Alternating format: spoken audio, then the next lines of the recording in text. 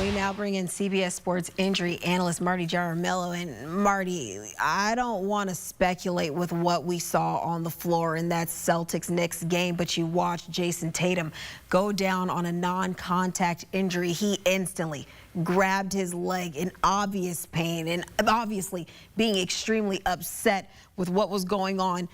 From you watching the game and seeing Tatum's reaction, what did that tell you? Well, Kiana, a devastating blow indeed for not only Jayson Tatum, his family, and the Celtics and Celtics fans everywhere. But the replays sometimes don't lie. It appears that Jayson Tatum sustained a right Achilles tear, a classic and textbook non-contact injury, as he stepped back to push off for a loose ball. The stepping back maximizes the tension on the Achilles, and sometimes it's overloaded, and sometimes it's torn.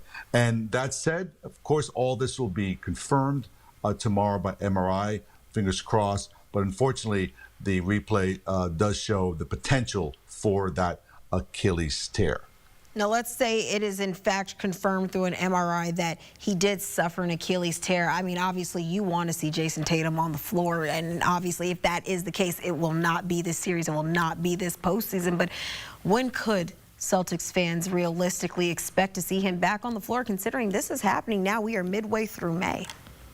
You know, Kiana, I watched the entire game. My son Austin lives and breathes the New York Knicks, and I used to be on the medical staff of the Knicks. So once a Knick, always a Knick.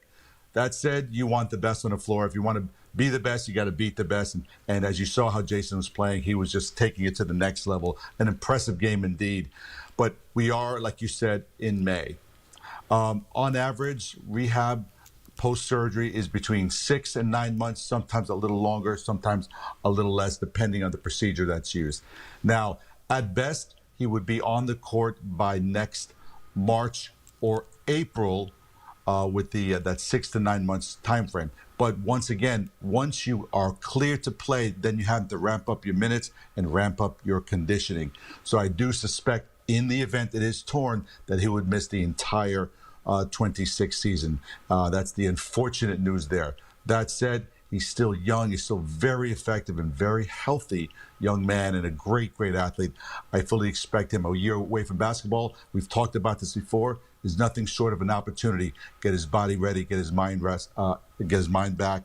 I think he'll be okay and still very productive post-surgery in the event that is confirmed. Yeah, absolutely. I mean, a tough blow regardless, whether you're a Celtics fan or an NBA fan in general. You want to see the best on the field, and wishing the best for Jayson Tatum after that injury. As always, Marty, we appreciate you stopping by and dropping off some insight for us. Thank you so much.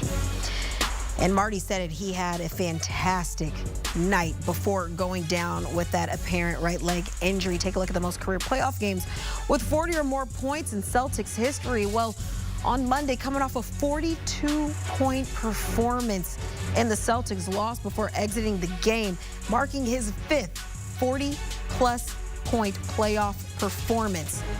And could that be the last that we see, at least this postseason? That is yet TBD, but we will be sure to keep you updated right here on CBS Sports HQ.